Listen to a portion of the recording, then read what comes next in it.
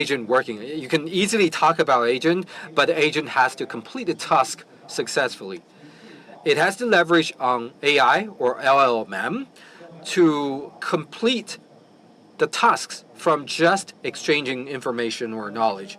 So you need to measure and define what is task. The third dimension, let me be faster.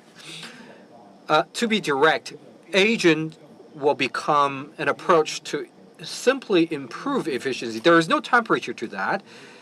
But if you want to carry out an agent business, you have to really think about what is the EQ, an emotional quotient of agent. Well, there is this dimension, EQ, to agent. And there is another word called SQ, social quotient. Social quotient. When we talk about IQ, EQ, and when you talk about agent, there is action and AQ, and there is SQ, social quotient. So you have to think, right? In the human society, how we complete a task is not really alone, right? It has to be a system. There has to be not only intellectual exchange, but it has to be collaboration, execution power. How do you define execution? There has to be definition of success, and there has to be a systematic system. All right. So there has to be an efficiency improvement. And looking forward, if you want to implement agent, there are 3 questions to ask. Have you considered about the scaling, 10 to the power 6? Have you improved or changed infrastructure? Second, what is the definition of success? And the additional one is the social and emotional quotient on top of efficiency improvement after you achieve the network effect of agent. Well, it looks like when the 3 of you are communicate, the other 2 has nothing to contribute. Well, because their sectors are very different. He specialized in radar, like laser radar. The other is sensor, and then games. So let me start from the games perspective. Let me ask you a sensitive question. For Tencent games, how much is the percentage of your revenue to Tencent's group revenue? From last month's financial report in the last quarter, it's about 30%. Any other second sector that contributes more? Fintech and smart, intelligent business and advertisement, they are big contributors because you have the social media advantage, right? For Tencent, their organization is constantly changing. There are people coming in and going out. For his department, very few people left because they have a huge contribution. Next, when we talk about AI agent, do you feel relevant to you? To be frank, what other people have felt comparing with us, we felt more relevant. The business group I'm in is games.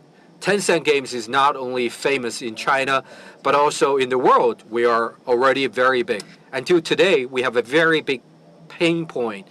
For a game, the development cycle is 5 to 10 years. And many of our customers are perhaps sitting down here. For the players, they have higher and higher quality requirements. If you play a piece of game like the Black Magic, Wukong, in this process of playing the game, it's equivalent to playing 13 to 15 movies. There are a lot of animations developed in the gaming industry. It's quite diversified. To developers, one of the big points we have is you have to avoid making mistakes in such a long cycle of development. How do you avoid making mistakes? You have to verify your creation, your ideas quickly. In the past, it takes a human to verify an idea. It's very slow, the cost is very high. But to us, what agent has brought the changes that the whole production process has been expedited. It helps us organize the whole production process. Whenever we have an idea, we ask the agent to produce a prototype or a demo, and let's see if it is something as we expected, as we imagined. Perhaps for an agent, sometimes the most important thing is not about the cost. Reducing cost is very important, but to us, we don't really attach the biggest importance to cost. How do we, within the limited period of time, verify our ideas with 10 times or 100 times of speed? How do we use more approaches to quickly verify the idea? How do we leave a deep impression to the player, to the user, to touch him or her? Because essentially, games is one big part of the content industry that Tencent is in. Just like short videos, movies. When you watch a movie, you don't want to see a movie with a lot of cliches. Although the final result is perfect, is like the hero saving the world, it does not necessarily touch you or move you. But if a movie has the ups and downs and using very colloquial language to describe a touching story and to make you feel the high flow, similar to games, this is where you gain the resonance among the users.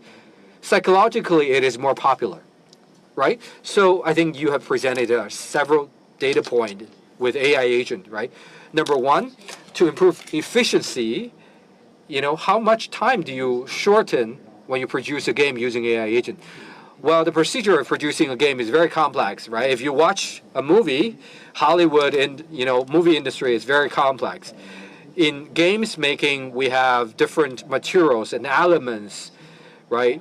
Using AI agents, it will improve our efficiency by 50 to 70%.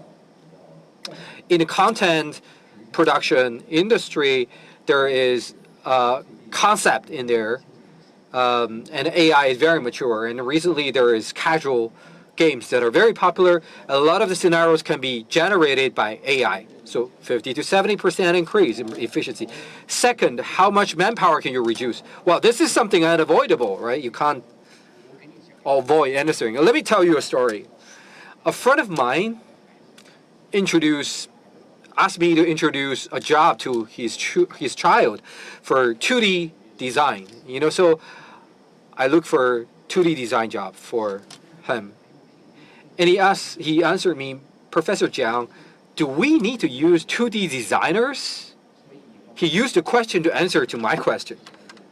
So you can tell me, after the efficiency has been improved, how many manpowers will be laid off? From our perspective, frankly speaking, we will not lay off people. In China or in the world, Tencent is expanding.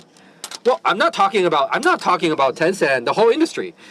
Well, for the whole industry, maybe you talk about your example of 2D design, fine arts. It's not shrinking, it's actually expanding.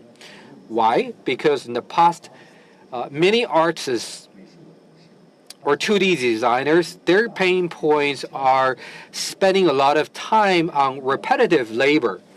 Now, these repetitive labor can be replaced by AI. They can basically release their innovation, their ideas, and their efficiency is improved. On the contrary, in the past, the automation degree of the tools are not high enough, so they spend a lot of time on repetitive labor. Now, with AI tools to improve his efficiency, to automate it, he has more ideas to verify, to implement, and we will accelerate the high-quality content generation.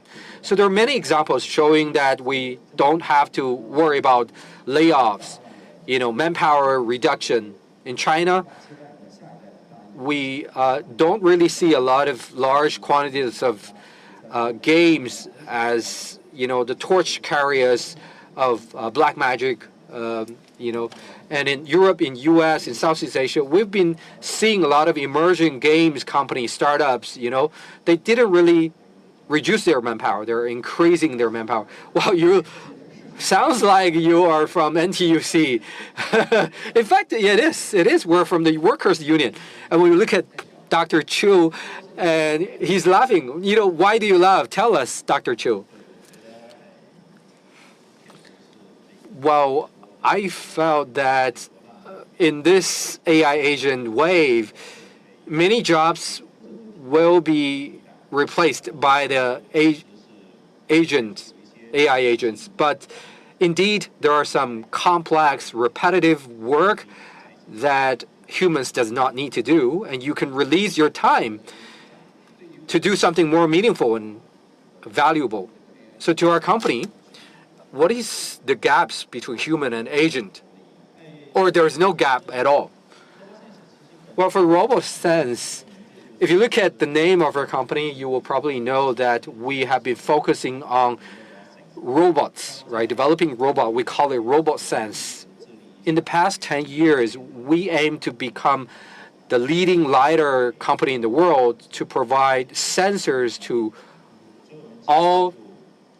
lend a pair of eyes to all the robots. And so we're very clear in this process, the development of robots and autonomous vehicles.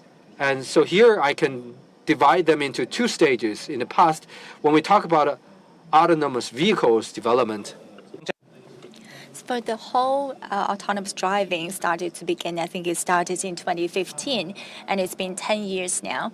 So, and gradually, you can see the development from the US to China, and including in San Francisco and some regions in China, you can see some unmanned vehicles are driving autonomously. I think to a certain extent, it meets the criteria that the other speakers were talking about, the AI agents, because now they can control the tasks by the machines themselves. So, and to answer your question, now if the robots can drive for us, or the taxi drivers don't have to drive anymore, because when the taxi drivers work, they have to sit on their seat for like dozens of hours. I think we're lucky that we're having this discussion inside the conference, because we do have many taxi drivers outside the expo. I don't know how they will feel about their jobs. I think to some extent, if we can release the human power in this field, and then those drivers can find something else to do. So, but relate to your business that you are developing or your applications. So, what is the large scale or large use of your products?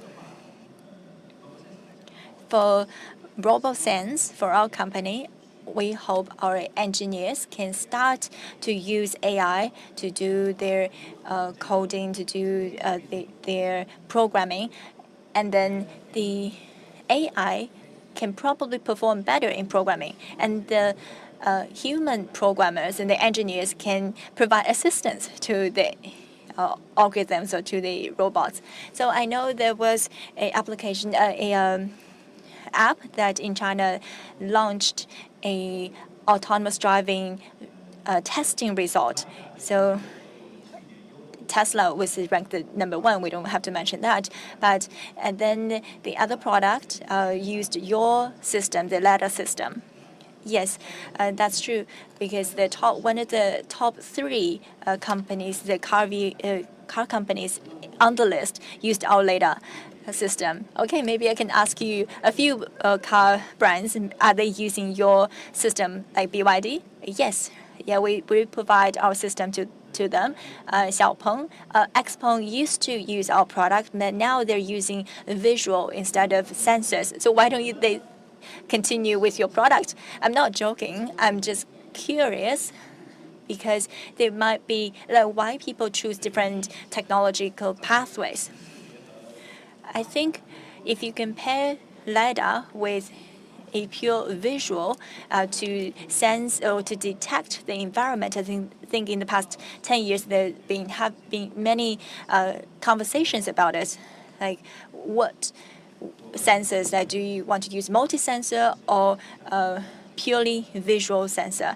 Personally, I think it's not safe enough to use only visual. I object, because humans rely on our pair of eyes. You can go anywhere, you can drive anywhere in any weather condition. So why do we use like other LiDAR system, for example? So maybe in principle, maybe the autonomous driving software or the system still has some impairment that you have to rely on LiDAR. But I do agree that the many scenarios that you can use LiDAR. But people might say with LiDAR that you can add another sensor, it can be more reliable. However, if you add another sensor, then you have to choose between the different sensors. So who do you listen to? And if you input these two sensors into the neural system, then this neural system will become even more complicated, and then that will also add cost to it. Of course, like we welcome different opinions. And for the sake of arguments, that you can let's give him a chance to respond. So, like to expound that I actually interviewed one of his technicians for Expo, so I understand their path. Okay, so let's give Mr. Chiu a chance to respond. I think I can talk about it in 3 dimensions. You only have 2 minutes though. Okay, 2 dimensions. So as Mr. Zhang said, so in principle, that human can just rely on our eyes to drive. But for autonomous driving or the smart driving, we want the driving experience to be safer than human driving. Because for human driving, for every 20,000 kilometers, there could be an accident. That's just pure data. We're not doing autonomous driving to replace people. Our goal is to reduce the accident rate. That's something that people has been pursuing the last 20, 30 years. With autonomous driving, if you can increase or decrease that probability or increase that distance that you can drive maybe 200,000 kilometers and then an accident happen, then, for example, when you're driving on the highway, there could be some little rocks on the road that for human eyes is hard to detect. With the LiDAR system, you can detect these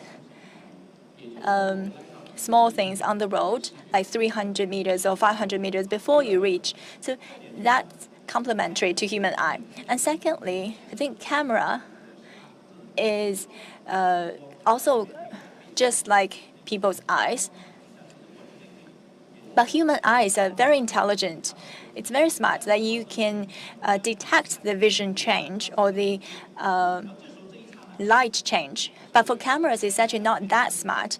It doesn't necessarily react that fast. So with LiDAR, you are using multi-systems and multi-models to make sure that it's safe enough, it's safer.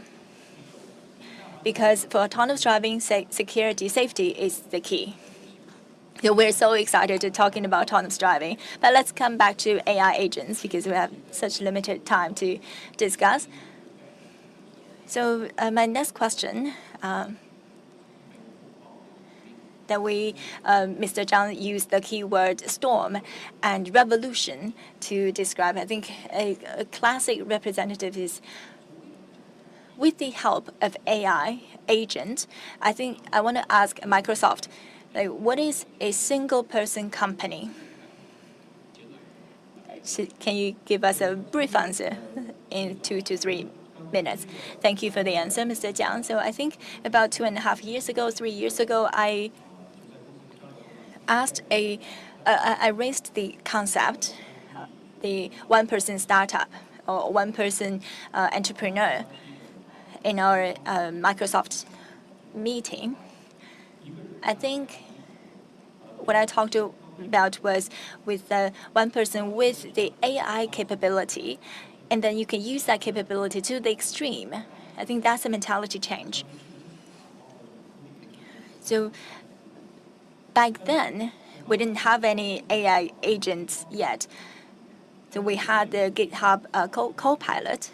So one of the product manager in our team, in our product, is a product manager who's very smart, graduated from Tsinghua, and he believed me.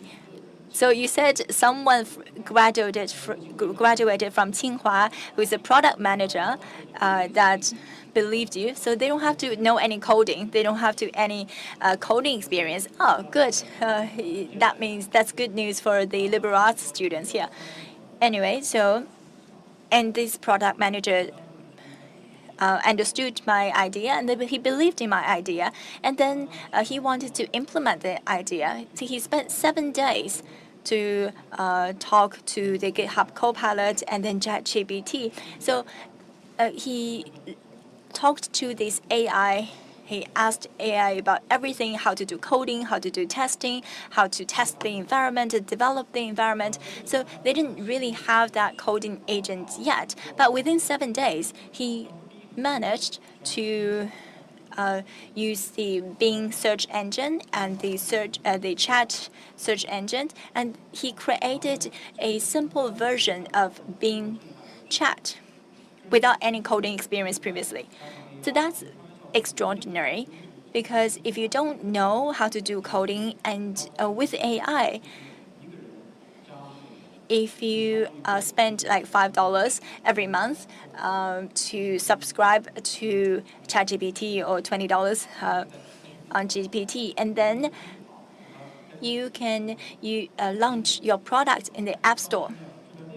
And he actually tested all these all these functions before he launched the app. So that means like every week you're just spending $5 to learn how to come up with the code and how to come up with the application. So this example just shows that once you have an idea, you have an innovation, you don't really need to rely on the traditional company like who used to have maybe over dozens of people to coordinate, and you might need to spend millions of RMB to invest in the technology. I think that example shows it's very interesting, because that was at a very interesting time as well, because we were trying to launch our Bing search with the chat function, and our market value increased by 100 billion US dollars.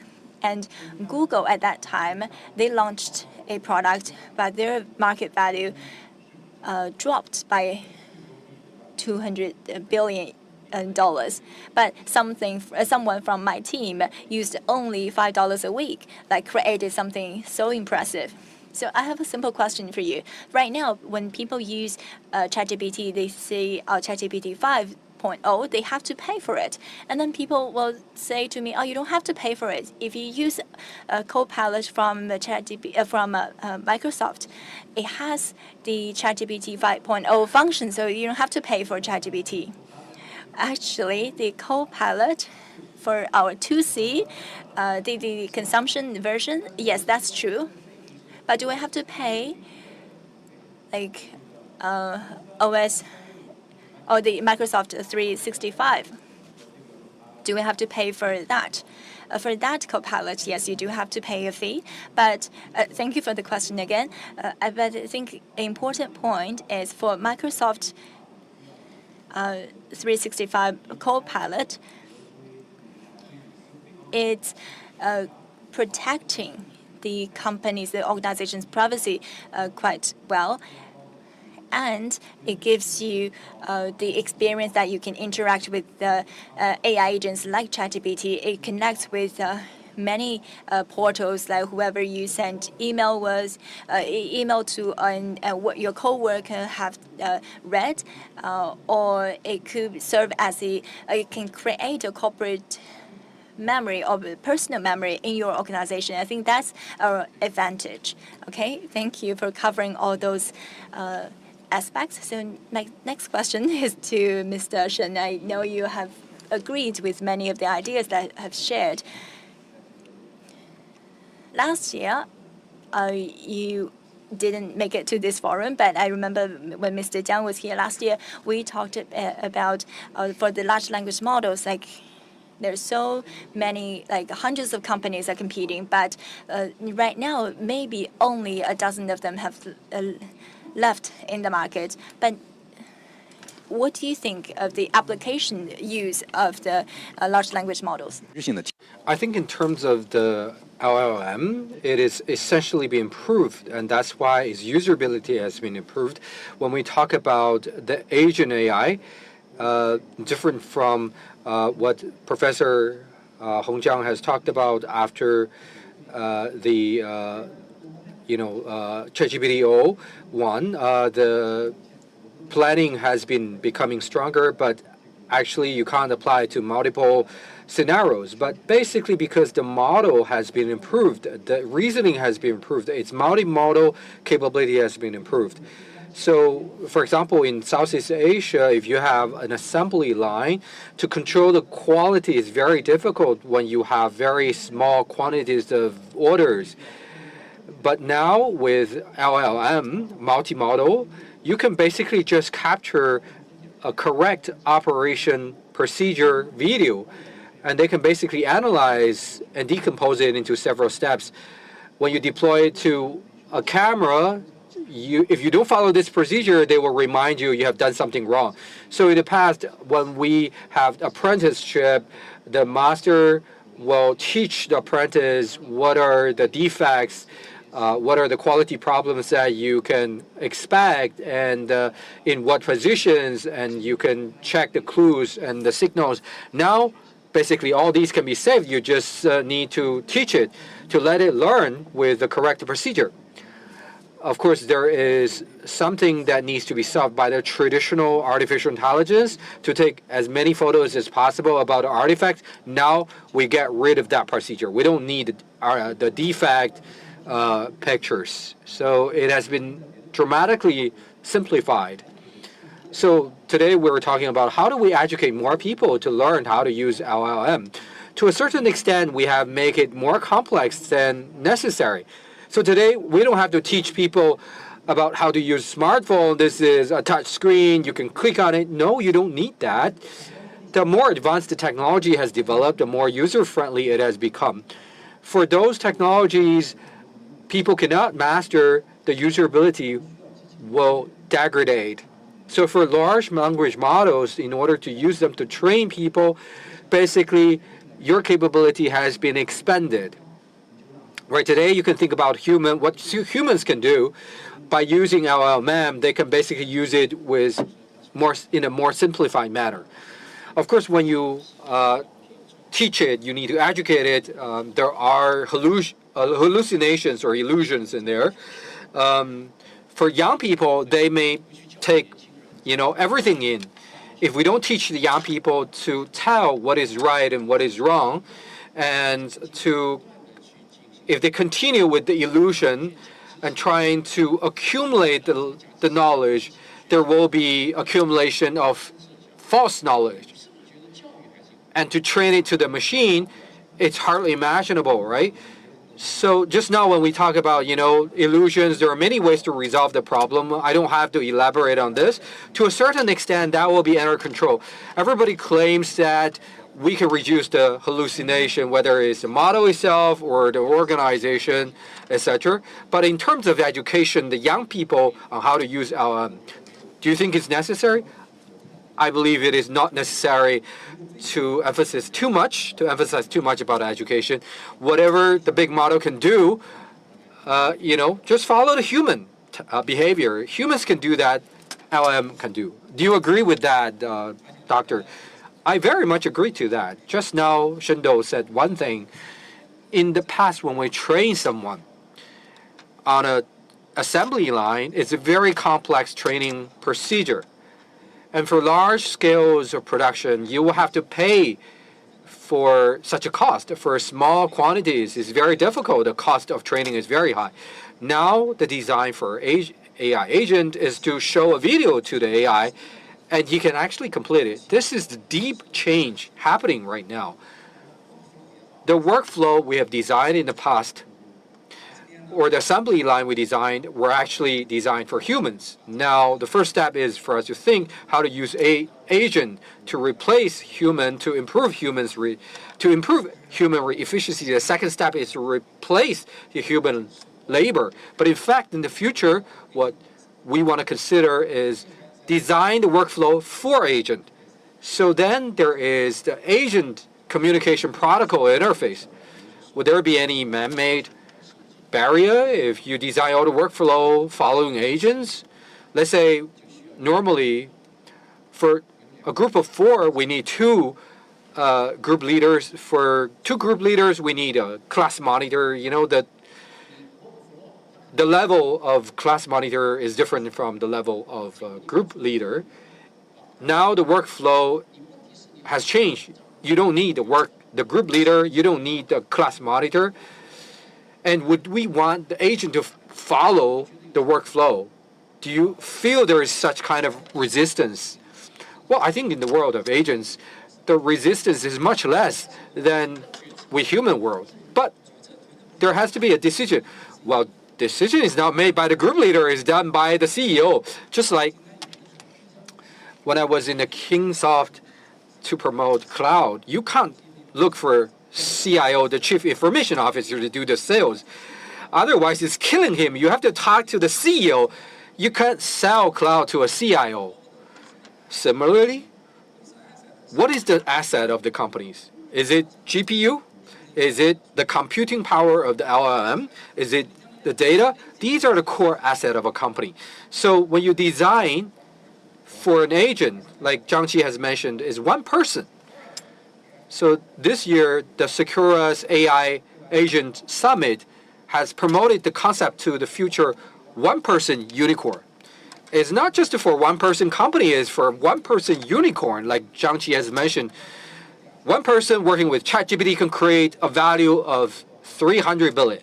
How many Chinese companies can achieve the valuation of 300 billion US dollars? This is a huge productivity revolution. And as I mentioned, this is a storm that will sweep out the whole industry.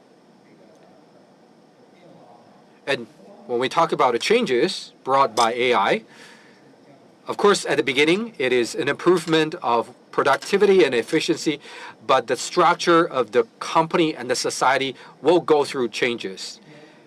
And it has to be adaptable to agents. We recently talked about a ChatGPT user report. One important thing out of the report is that it's not perhaps very clear, but if you talk to them, you get a clearer idea that the weekly active users reach about 700 million users.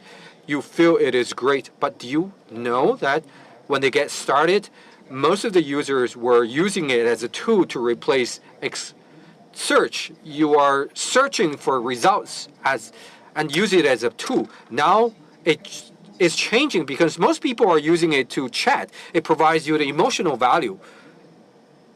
That is why Douyin is much better in value than Toutiao. So if you look at the user-based changes, it's a little bit slow, but ChatGPT has happened just 3 years ago. Its engagement model has changed, and the value has changed completely from a tool to a partner, an accompanying partner. So many mothers here are afraid that their children will not go out to have girlfriends or boyfriends. They just talk to ChatGPT.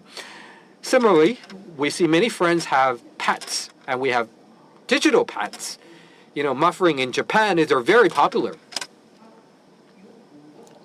I'm not saying that I'm criticizing, this phenomena, but factually, AI in combination with pets or whatever, those boys are laughing.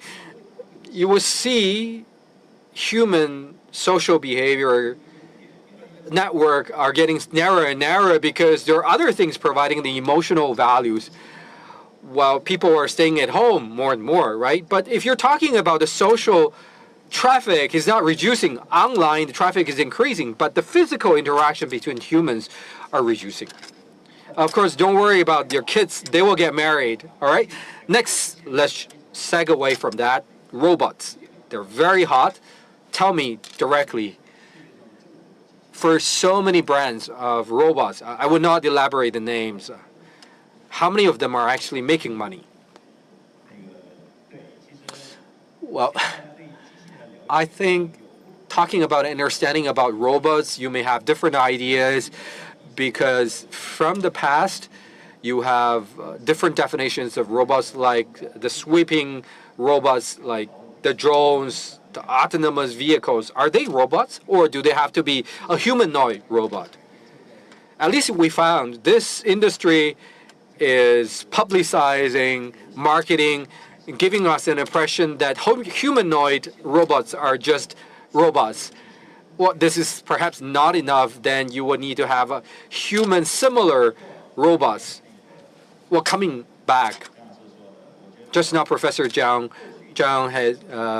has talked about, these cleaning robots and drones has proved their values of existence, because last year, in terms of the cleaning robots, for a whole year, they sold about 17 million. And many young people think this is useful. It can really help clean your floor effectively. But in fact, I always felt that robots has a general brain, but whether the form factor looks like, it doesn't really matter. It's a humanoid or other kinds of, forms, doesn't really matter. I paid more attention to the brain of the robots rather than looking at how it looks like. Okay, you haven't answered to my question. Which robot company makes money the most? You can't tell me, the cleaning robots company makes money. Well, RoboSense is a very amazing company. You may not produce the whole complete robots, but you may focus on robotic vision, sensors, providing utilities to the robots. So if for the upstream they make money, you can basically sense about it. Can you tell me their profitability, or there's a gap? Well, there is a long way for them to cover. Okay, there's a long way. That's what you said. Coming back to your case, they have a long way to cover. And for you to provide a utility as RoboSense, is it a challenge? Of course, it's a challenge to us. When we look at LiDAR, we've been growing with the industry. From 2016, Baidu was also in autonomous driving. From 2015 to 2021, to reach the robo-taxi level it has just happened in the recent few years. And for humanoid, robots, it's also happening just in the recent few years. Maybe because we don't feel there's a good enough hardware, not good enough data. Without hardware, you can't collect the data. Or maybe you felt the algorithm is not sufficient to satisfy the needs, and there are problems with materials. So it's a fast iteration process. And what RoboSense has been thinking about is, in this wave of AI plus robots, how can we empower this industry? How can we expedite the implementation of this industry? Let me ask you this question, yes or no. With such a long and large challenge, if you don't get listed, looking at upstream profitability, would you have survival problem? Or if you say you don't need to get listed, you can survive? My answer is no. Okay, very soon we are able to break even. All right? Okay, next. We're very, we all understand games. We just wanted to know that whether it's AI agent or AI times, many people would like to say AI can be implemented in game scenarios. From your perspective, what AI is bringing us to games in terms of imagination? 2 minutes. Well, from our perspective, game is one of the options. For example, for Tencent, we have the richest product portfolio globally. We have games, we have long video, short video, we have entertainment platforms, we have fintech cloud, etc. Whether it's AI or AI agent, all these can play its part, and they can join hands. It is not limited to games. What happened is that a few speakers that mentioned about computing power and data and algorithm has experienced long-term development, and the maturity is very high, cost is very low. Now combining all these advantages, agents' power can be released, and the tools that we have developed for the past decades can be used by agents. But practically, for Tencent as a big internet company, we are more confident in using AI than what the outside has imagined. As far as I know, you have empowered a lot of SMEs, right? When you empower them, are you purely giving them some tools, or what is the type of relationships of empowerment with them? Very good question. Very good question. I'll give you 1 minute to answer. Okay, I'll share one example. Let's use leisure games as an example. So, for example, Mahjong or the Candy Crush, these kind of games, they've been in the market for many years, like a decade or over a decade. But right now, we can see for simple games like this, you have over 10 billion, 100 billion US dollars of market value. So we do have a company like that. I can't really say the company name yet, but this company has fully embraced AI. It can add into the game into more stories. You can add more interactions. You can divide your characters, like you can have like female character, male character. You can create your own story. That's a very fun game, and if you're interested, you can have a look, you can have a try.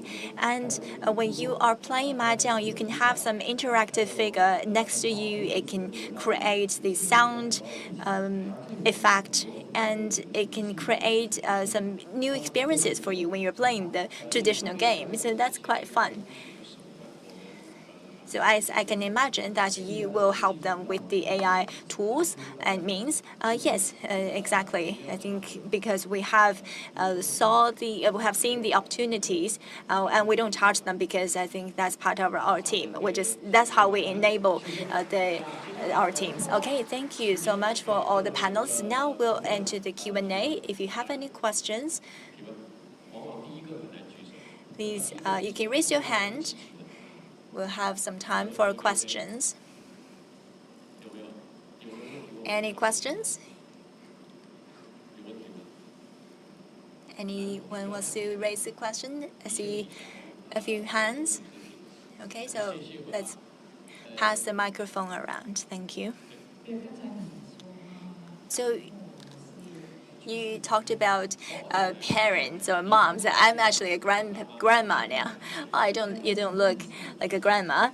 But my question is, I think because now the students have so much to do at school, I think gaming or computer use could be a problem for us and for the kids. I think because it's mentally challenging as well. Like how do the kids balance the use of computers or technological devices? I think we've seen many questions like that. It's inevitable, whether it's electronic devices or the gaming devices. In the short run, there would be some negative impact. If you look at the history in the past 70 years, it's inevitable. But now we're living in this age where AI is driving the technology. There's multimedia use, and everything is happening online. We just have to guide the kids. What do they need, and help them to understand what's the value of using these technologies, whether it's gaming or other multimedia applications. I think now our world or our time has been taken by the virtual world. That's just the fact. Whether it's game or other multimedia industries, they are creating more values for us. We talked about the mental health. We talked about the emotional support that these devices or the games can help or can provide. Even in gaming, there are many applications that are used in education. I think that's especially influential to the young generation, new generations. Exactly, that you can learn from playing the games. So that's another fashion even. So sometimes, as a parent, I can't really tell if this kid is playing the game or he or she is actually learning. So I think maybe Tencent can help the parents to understand. Like, how do we control? How do we understand? Oh yes, for many of the games, they have parent control. Okay, another question, please.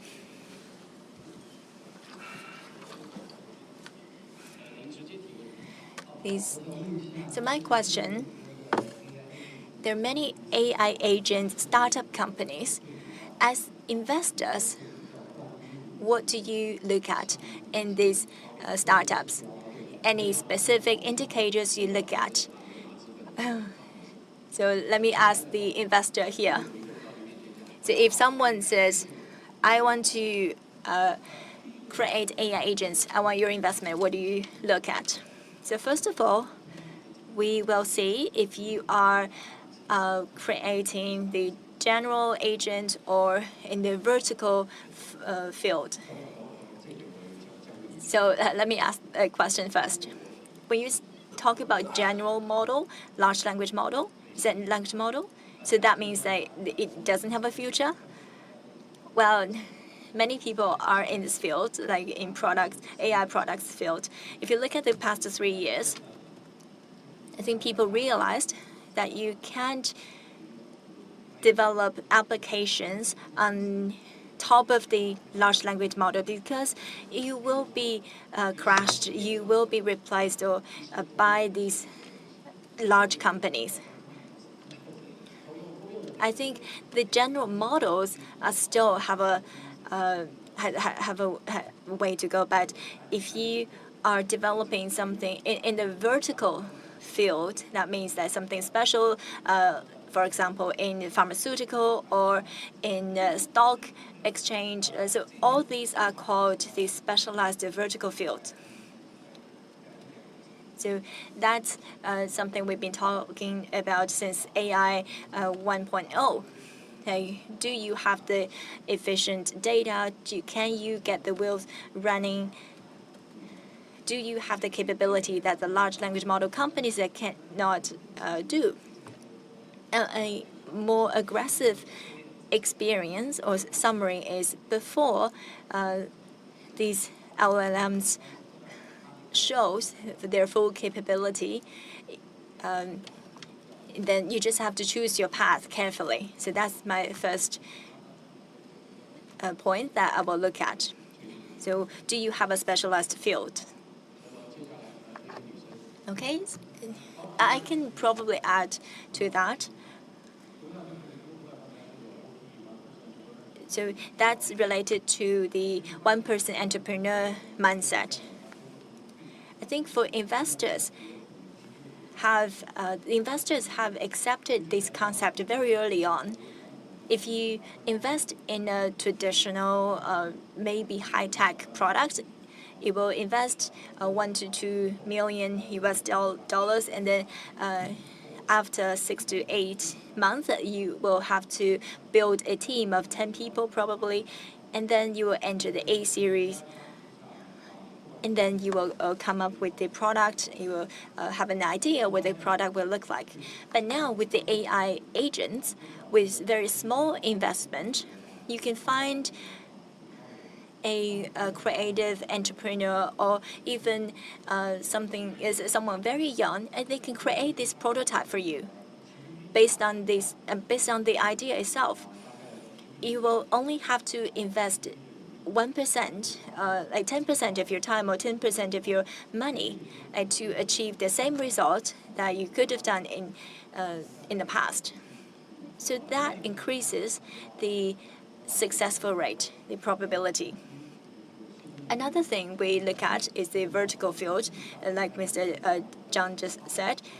So when you look at the annual recruiting revenue, it might take a long time. But now, if you invest after a few weeks, after a few months, and then you will be able to see the ARR, the annual recruiting revenue, because you can use a lot of data to analyze in this age that the investment or the return on investment will be more obvious and more apparent. I can add one example. We do have to look at the timing. So on Tuesday, if you looked at the ICCP, the International College programming competition, if you see the list of the students that got the awards, they had the teams from MIT and from Tsinghua University, and they have different universities, and they have different models. And the award-winning teams only had the models. They didn't have the programmed agents. And Gemini team also has won rewards like in the past. So my idea is that when you are developing a general capability agent, you have to be really careful. Okay, so I have another question. I think people are coming in with questions. Please use your microphone. So you will have a chance to ask a question. I will pass the microphone around. Yeah, okay. I wanted to add a bit of geopolitics into the conversation. So, how does, like, in the development of these new AI technologies, or even the basic science research behind it, what does international partnerships look like, if any? And also, like, when you're selling and marketing the services, right, do the best technologies speak, or, do geopolitical considerations still predominate? And I guess, like, if we're taking, how has the situation also changed over time, right? Have it worsened over the last 5 years, as kind of what the headlines would suggest? Yeah. 谁能回应他的问题？ Well, she's speaking very fast, but can anyone answer her question?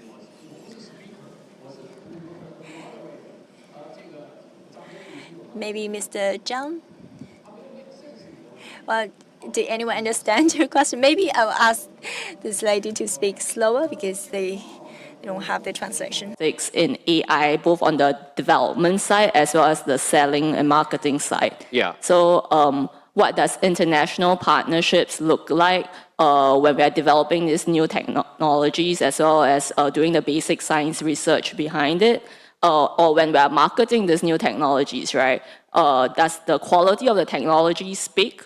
Or actually, especially in international markets, it's geopolitical considerations that predominate. And has this situation been changing over time? Like, if we're just looking at the last 5 years? 它的关键词有不少。第一， So there are many keywords: the technology and markets and geopolitics. In this couple of years, there have been some changes. Can anyone answer that question? Mr. Shen, I can try to answer that. So in the development of LLMs, the trend we're seeing is it's mostly the US and the Chinese companies are investing in developing the LLMs. The investment is quite massive, and the return on investment also takes a long time. So many countries or regions, they don't really want to invest, or they can't really invest in such large scale. But I think in the long run, we will have to recognize that the LLM will serve like electricity. It will power all the applications. So will do political challenges become a barrier? I think if you look at in the long run, it shouldn't be, and it won't be. In the short run, yes, the market will be affected and the technology will be affected, but in the end, I think it will just serve as like electricity. And what differentiates everything is its applications. Okay, so on my iPad, I also see some questions. The question is actually directed to you, to Baidu and Microsoft. And the other guests are free to join as well. So the question is, for the competition between China and the US, who's winning? Microsoft, can you answer first? Who are you representing? Is US winning right now? Can you just give me a brief answer? Thank you. I think the world is changing. When you look at the foundation models supported by high computing power. If you look at this stage, the US is leading slightly ahead. But in terms of the application scenarios, expansion, in China, there are more space for development. I know your answer. Okay, foundational model development, US is ahead, but talking about application and development is a huge opportunity for China. Well, I think there is also space for collaboration in terms of AI safety or responsible AI. Well, we can talk about that later. There are opportunities for collaboration. What about Mr. Shen from Baidu? I agree. This gap is getting smaller, but there is still a gap. So in terms of foundational research, Baidu is not there yet. We're catching up. We're catching up. Can you catch up? Oh, I know you're catching up. You're trying to. I believe we can.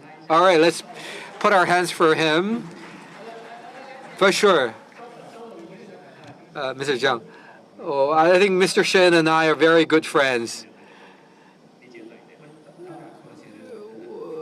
I think they are quite comprehensive in terms of the innovation from 0 to 1. We've seen U.S. is leading in LLM development, and I think that leadership will be maintained for a certain period of time. But in terms of application, China has been doing really fast, and software and hardware development is also fast. But what's been a pain point is that China's B2B development is not that fast. So the U.S. has been adapting very fast on the SaaS service. Let me tell you a data not long ago about AI agent. The top 20 profitable AI agents. To be honest, more than half of them are from the U.S. A few of them from Europe. And none of the top 20 are from China in terms of profitability. So yes, indeed, as Dr. Zhang has mentioned, although we're very confident about the application scenario, especially when it comes to AI agent, we still have a long road to catch up with. In terms of robot, what's the PK like? Similarly, in terms of the foundational innovation, the U.S. are a little bit further, leading the way. And in terms of hardware combination, I think Jensen from NVIDIA has mentioned that the San Francisco Bay Area, they are much stronger in hardware supply chain. If you talk about AI plus hardware, I think China has this foundation about hardware and some foundation about data and application scenarios. You four are like diplomats. You're always balanced in your view. Well, one thing to add is that China has been leveraging on its own advantage and strength in manufacturing industry. There are many interesting scenarios to apply robots in our daily life. This is very apparent and very interesting. It may become a spotlight. What about the games industry? Tencent has been #1 in the world for many years. Okay, next, direct questions. They asked me to end at 5:30, so I wanted to apply to end at 5:40, okay? All right, well, it may not be the last question. Just tell me your question, depending on how big your question is. It's a small question. I come from Thai Meiti. I've had discussions with Professor Zhang and Professor Shen. Well, I have one request. You have to report factually about our conversation here. My question may not represent media here, all right? Otherwise, they may not be frank enough. All right, my question is, the information we received is telling us all the corporate service software can be recreated using AI agents. We found whether it's big companies or startups, it's all like this. Yesterday, we heard from the National Information Security Bureau issued about the assessment about the AI agents by the big companies. And there are a lot of failures. Some of the failure points are solutions in calling certain AI agents in certain scenarios is not that accurate. Now, from the trend, we say recreation using AI agent to release its full potential in the certain verticals. What are the preconditions? What is the long road ahead? Well, we've seen the assessment is not really ideal. Okay, who wants to answer that? 2 sentences. Okay, let me talk about it quickly. I still felt that the agent's development depends on the model capability improvement and opening up of the scenarios. Like Mr. Jiang Hongjiang has mentioned, for these agents to release its potential, it actually will cause huge changes and impact a lot of people's interests. So it has to be a top-down approach for the chairman, for the CEO, for the board member to understand it. And so the biggest gap is not technology, but the speed of embracement by the company. Well, sometimes it's not the agent's quality determining on it. Let me add to that. When ChatGPT was issued, I have a report about LLM. It says LLM will rewrite all the software. And just not long ago, in Sakura's AI Summit, they come up with another concept, including the YC, Y Combinator Summit. There is this software 3.0 concept. You can probably watch the YouTube speech in this summit. You will see in the future all the software, all the agent, all the application scenarios are based on large language models. And most of the codes were actually written by the large language models itself. And this development speed is super fast. The man-made barrier in the society is perhaps the biggest barrier itself. Okay, your question, all right? Let's give him a microphone, the last question. English. We talked a lot about capabilities today, but not so much about the risks, particularly around AI safety. And I think that's rising quite a bit in So this China. question you post on the internet is yours? Okay, go ahead. Okay. Yeah. Particularly about the risks of AI safety. Li Xiang at WAIC spoke about it quite recently, and we'd love to hear from the panel about it. Okay, let's repeat. This question is similar with you. The question is, okay, let me see. So most of the Americans are concerned that the US government isn't regulating AI safety enough. So what is China's approach to regulation, and what are its pros and cons compared with the US approach? 那么就谈到了 AI 治理的问题、安全的问题。 All right, due to the time constraint, we'll probably give a brief answer to this question. Any one of you? Just 2 sentences. All right, let me talk about it. I will answer to this friend's question. All right, let's forget about the US-China comparison. When it comes to AI security, this is a common challenge by the whole human race. It's not about China. It's not about US. Every country in the world is faced with. It's not about developing countries, or developed countries. There are 2 levels here. One is about the governance. How do you control people not using AI for bad things?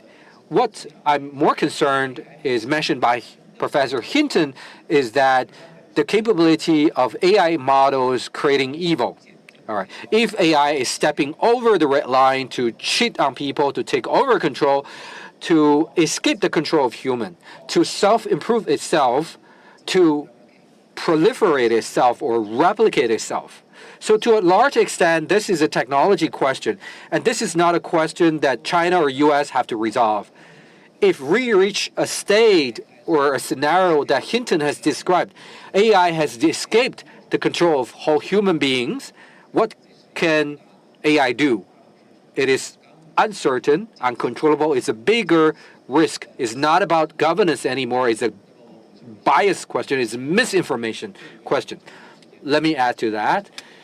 when you talk about the difference between China and US in terms of AI governance, echoing Dr. Zhang, AI governance has three important elements. One is from the source development. You need to govern that. Application, you need to govern that. Third, you need to have the ethics and law changes in terms of application and governance. Every country has its own governance, but the driving factor is different. The US, when governing AI, is not trying to affect its corporate innovation. For European Union, they're more strict. A lot of governments are complaining about their governance affecting the innovation of their business. In China, it's more of a policy or model dimensional governance. As Hong Jiang has mentioned, security. There are many implications. There are abuse of information. But the most painful problem is that every country would look at AI as its core competency. And every country is saying AI needs governance. It's a fragmented governance approach. But when you face with threats that human race is confronting, no one can give you a clear resolution. But what is the meaning of our panel here? To show all the questions and all the possibilities to everyone, for you to think about it, perhaps next year, when it comes to AI topic in Future China Global Forum, it's perhaps global AI governance. Thank you very much. Thank you for our 5 panelists and Professor Jiang. Let's have a group photo for the 6 of them. Joining us right here at the AI Race panel. Right now, we're going to be going for a short intermission. But tonight, we're going to have the Business China Awards. And if you're wearing a wristband, do hold on to your wristband and get into the ballroom as soon as you can. I'd like to invite you to join us tonight for our evening of celebration. Once again, we'd like to extend our heartfelt thanks to all of our general sponsors, and these include our platinum sponsors, OCBC Huaqiao Yinhang, Bank of China, Zhongguo Yinhang, our gold sponsor, BeyondSoft, Huatai Zhengquan, JP Morgan, Trip.com, Wilma International, our silver sponsors, and International, Huawei International, Capital Corporation, Qingjian Nanyang, and our bronze sponsors, China Mobile International, Nanshan Singapore, Sembcorp Industries, Temasek, Tencent, Volcabeats.ai, as well as Wintech Nano. Ladies and gentlemen, thanks so much for joining us and making Future China Global Forum 2025 a successful one. We thank you for joining us for the entire day. And if you're wearing a wristband right now, I'd like to invite you to proceed to the main ballroom and be there for our Business China Awards happening right here tonight. 如果您现在拥有手环或者是这腕带的话，这彩带，请您尽早入席，参与我们的通商中国奖颁奖典礼。谢谢各位。